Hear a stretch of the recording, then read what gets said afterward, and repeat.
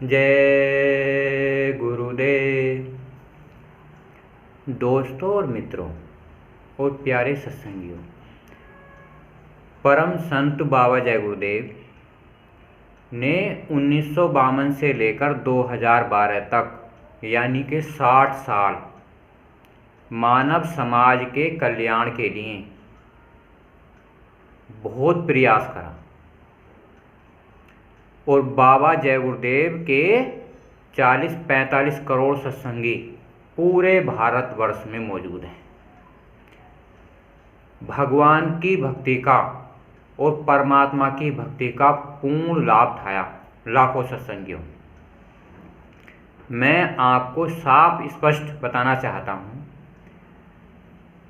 बाबा जी ने एक योग साधना जय गुरुदेव नाम से एक मंदिर बनवाया जो मथुरा में है। पूरे मानव समाज के लिए, चारों मजहबों के लिए, सभी धर्मों के लिए एक मनोकामना की छूट है। सभी के लिए एक अवसर है। आप सभी को चाहिए आधार। बाबा जय गुरुदेव ने आप सभी के लिए एक आधार बनवाया जो वो मंदिर है। दूसरा मंदिर खितौरा में बनवाया जहाँ कुएं से अमृत जल मिलता है। अमृत जल बहुत सारी बीमारियों में काम आता है। मैं आपसे कहना चाहता हूँ, परम संत बाबा जय गुरुदेव ने सभी मानव समाज के लिए भगवान परमात्मा सत्संगों के द्वारा मोक्ष और मुक्ति का मार्ग, भगवान और परमात्मा का काम बहुत आसान और सुलभ तरीके से किया। इतना सुलभ पीछे के किसी महात्मा ने आज तक नहीं किया। तो सभी से मेरी हाथ जोड़कर प्रार्थना है कि आप सब परम संत बाबा जय गुरुदेव को 2.5 घंटे का समय दे दीजिए। 1 घंटे सुबह और 1 घंटा शाम, और आधे घंटे यहाँ ध्यान लगाकर उस परम पिता परमात्मा का जो सभी धर्मों का एक है उसका ध्यान कीजिए, उसका भजन कीजिए। आपको मोक्ष और मुक्ति मिलेगी। कबीर दास एक संत हुए थे। उन्होंने कहा था, एक घड़ी आधी में पुण्याद, और तुलसी संगत साध की हटे कोट अपराध। यानी कि आपको जरूरत है साध की। परम संत जो बाबा जय गुरुदेव ने किताबों के अपने मुखारबिंद से मानव समाज को बताया था कि इस धरती पर एक आत्मा का जन्म हो चुका है जो साध होगा। साध का मतलब है जो आपको सत्य बताएगा। युक्ति किसकी काम करेगी? परम संत बाबा जय गुरुदेव की। बाबा जी ने साफ स्पष्ट बातों में कहा था, जय गुरुदेव नाम आपकी रक्षा करेगा, आपका कल्याण करेगा, आपको मोक्ष और मुक्ति प्रदान करेगा। बाबा जी ने साफ स्पष्ट भाषा में लिखा है कि ये नाम 400 साल तक काम करेगा। परम संत बाबा जय गुरुदेव 400 साल तक काम करेंगे। तो इससे ज़्यादा आपको मजबूत आधार और क्या चाहिए? किताबों के माध्यम से मैं कुछ तथ्य, कुछ वाक्य मैं आपको बताता हूँ, उनकी कही हुई बातें जो साफ स्पष्ट हैं। ले जाकर वहाँ काल है सबको खाता। काल भगवान हैं जो सबके लिए तो काल हैं और सबके लिए दयाल हैं। जो बुरे काम करते हैं उनके लिए वो काल हैं। जो अच्छा काम करते हैं, जो संतों के माध्यम से परमात्मा की खोज करते हैं, भगवान की खोज करते हैं, उनके लिए वो दयाल है। भगवान एक ही है, परमात्मा एक ही है। जो अच्छे कर्म करता है उसके लिए वो दयाल है, और जो बुरे कर्म करता है उसके लिए वे काल है। अब ये आपको सोचना चाहिए कि हम बुरे कर्म करें या अच्छे कर्म करें। वही परमात्मा, वही खुदा, वही अल्लाह, वही वाहेगुरु जब हम बुरे कर्म करते हैं तो वो हमें 84 लाख योनियों में जन्म देता है। और परम संत बाबा जय गुरुदेव ने साफ साफ कहा था, जन्मत मरत दुखी दुख होई। तो आपको कितने जन्म मरेंगे, कितनी बार आप मरेंगे, तो ये आप आज अपने कर्मों के ऊपर आधारित है। जब हमें कर्म करने की पूर्ण आज़ादी उस भगवान खुदा वाहेगुरु ने दे दी है तो आपको अच्छे और नेक कर्म करने चाहिए, धर्म के कार्य करने चाहिए। अगर ये आज हमें अवसर मिला है तो परम संत बाबा जय गुरुदेव ने कहा था ये हरि मंदिर है, इसी मंदिर में परमात्मा भगवान को देखा जा सकता है, चाहे वो किसी भी मजहब का क्यों ना हो, किसी भी कौम का क्यों ना हो, किसी भी जाति का क्यों ना हो। भगवान ने जाति बिरादरी नहीं बनाई, इंसानों ने जाति बिरादरी बनाई है। जिसे देखकर धैर्य भी कांपता है। धैर्य बहुत मजबूतशाली होता है। काल को देख के धैर्य भी कांप जाता है। जब हम इस संसार के काम, क्रोध, लोभ, मोह, अहंकार में अपना पूरा जीवन व्यतीत कर देते हैं और उस भगवान की, परमात्मा की खोज नहीं करते, भगवान को साफ और स्पष्ट नहीं देखते, परमात्मा को साफ और स्पष्ट नहीं देखते, जब हम काल के दर्शन करते हैं, भयानक रूप देखते हैं, तो हमारा धैर्य भी हमारा साथ छोड़ देता है।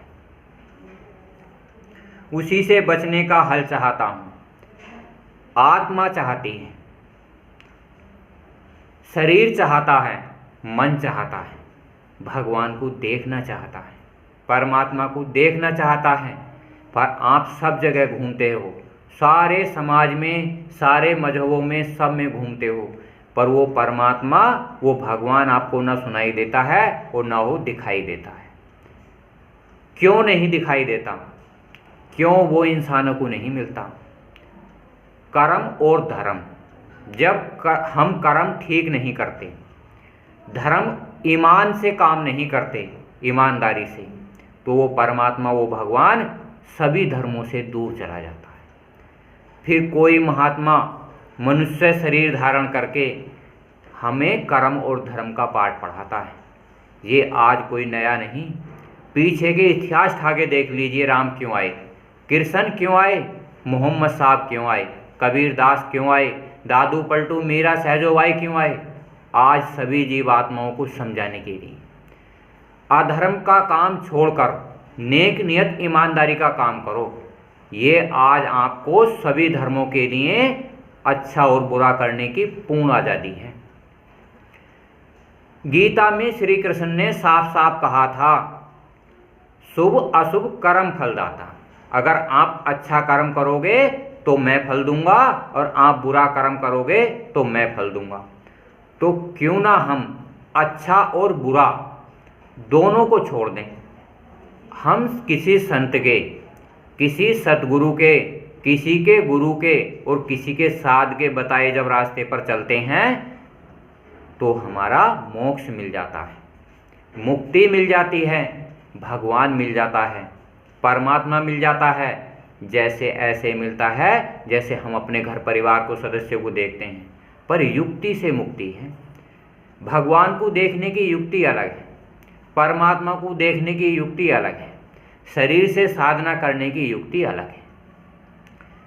शरीर साधना करता है, स्थिर हो जाता है, साफ बिल्कुल ऐसे बैठता है, आंख बंद करता है, यहाँ ध्यान लगाता है। ये किसका काम है? शरीर का। मन भगवान का तत्व है। मन का क्या काम है? सुमरन करने का। आत्मा का काम है भजन करने का। जिस प्रकार शरीर को साधना पड़ता है और मन से सुमरन करना पड़ता है, और आत्मा जब मन सुमरन करता है तो आत्मा इस शरीर से निकल जाती है। जिस प्रकार इंसान मर जाता है और अंत समय में रूह निकल जाती है, आत्मा निकल जाती है, उसी प्रकार से आत्मा जीते जी निकल जाती है। संत महापुरुषों का मूल उद्देश्य ही ये है कि जो आत्मा, जो इंसान जो मानव समाज का कोई भी व्यक्ति अगर सुमरन भजन ध्यान महात्माओं के द्वारा बताए रास्ते से करता है तो उसकी आत्मा जीते जी मूल आधार ही जीते जी मरना होता है। मरना ऐसे नहीं कि दोबारा आत्मा आएगी नहीं, हम सामाजिक कार्य करेंगे नहीं, समाज के सभी कार्य उसी अनुसार होते हैं जिस प्रकार वो पहले करता है। केवल फर्क इतना होता है वो अपना घर देख लेता है। जिस प्रकार हमारा ये शरीर है उसी प्रकार हमें एक घर में रहते हैं, उसी प्रकार मन का भी एक घर है जिसे हम भगवान का घर कहते हैं, जो 3 लोक के पार है। जैसे लिंग लोक है, सूक्ष्म लोक है, बैकुंठ लोक है। ये 3 लोक भगवान के बनाए हुए हैं। 3 लोक के पार जो सारी सृष्टि का मालिक बैठा है उसे निरंजन भगवान कहते हैं। उसके जब दर्शन होते हैं तो इंसान के दुख और सुख खत्म हो जाते हैं, फिर वो नॉर्मल हो जाता है, ना तो दुख में दुखी होता है ना सुख में सुखी होता है। फिर उसे क्या मिलता है? आनंद मिलता है। जो परमात्मा का घर होता है आत्मा जाना शुरू कर देती है। भगवान के घर से ही एक रास्ता निकला है जो ब्रह्म के पास जाता है, पार ब्रह्म के पास जाता है, महाकाल पुरुष के पास जाता है और सतपुरुष के पास चला जाता है। ये 16 कलाएं होती हैं। इंसान के समेत 24 कलाएं होती हैं। 8 कलाएं इंसान की होती हैं, 8 कलाएं भगवान की होती हैं और 8 कलाएं परमात्मा की होती हैं। गली सकरी जो जाती वहीं से है जाती। गली जाती है भगवान के पास, बड़ी बारीक है, इतनी बारीक है जैसे सुई में धागा डालते हैं। आत्मा भी स्वयं बारीक है। जब हम आंख बंद करके ध्यान यहाँ लगाएंगे तो आत्मा का रूप सूक्ष्म रूप हो जाता है। सूक्ष्म रूप इतना सूक्ष्म हो जाता है जैसे एक कण के 1 लाख टुकड़े कर दो तो आत्मा सुई के नकुए में को निकल के भगवान को पार करके पार ब्रह्म में जाती है, महाकाल पुरुष में जाती है और सारे अंड खंडों को ब्रह्मांडों को पार करते हुए वो 16 सूर्य का प्रकाश ग्रहण कर लेती है। पहले 1 सूर्य का होता है, फिर 2 सूर्य का होता है और फिर धीरे धीरे आत्मा में स्वयं इतना प्रकाश हो जाता है वो 16 सूर्य का ग्रहण कर लेती है। जब भी तो वो एक सीढ़ी के बाद दूसरी, दूसरी के बाद तीसरी 16 सीढ़ियों को पार करते हुए चली जाती है। इसी प्रकार हमें साधु महात्माओं की ज्ञान की जरूरत पड़ती है। कोई भी जीवात्मा, कोई भी मनुष्य, कोई भी मानव पहली सीढ़ी के बाद दूसरी सीढ़ी पार नहीं कर पाता, क्योंकि वो किसी साध से, सद्गुरु से, संत से मिलने जुलने की प्रक्रिया बराबर रहनी चाहिए। क्योंकि जब तक साध से मिलेगा नहीं, पहली सीढ़ी दूसरी पे जाएगा नहीं, आत्म कल्याण मोक्ष मुक्ति नहीं होती। तो साध से मिलने जुलने, सत्संग ही जीवन का सहारा है, सत्संग ही एक आधार है। तो आपको मिलते जुलते रहना चाहिए। वह सीधी सड़क से है जाकर मिलती। सीधी सड़क है, कोई टेढ़ा मेढ़ा रास्ता नहीं। आज इस कलयुग में इतना सहज और इतना आसान कर दिया है, पीछे के इतिहास में कभी नहीं हुआ। 12-12 हजार साल तक द्वापर त्रेता में, सतयुग में ऋषि मुनि महात्मा योग तपस्या करते करते हार गए। भगवान और परमात्मा के दर्शन नहीं मिले, देवी देवताओं के दर्शन मिले और अंत समय में उन्हें बहुत हानि हुई, बड़ी तृष्णा झेलनी पड़ी। और आज इस कलयुग में केवल बुराई का युग है, अच्छाई का भी युग है। पूरे मानव समाज को, सारे एक व्यक्ति को, किसी भी इंसान को पूर्ण अधिकार है, चाहे अच्छा ग्रहण कर लो या बुरा ग्रहण कर लो, ये पूर्ण अधिकार है। जय गुरुदेव।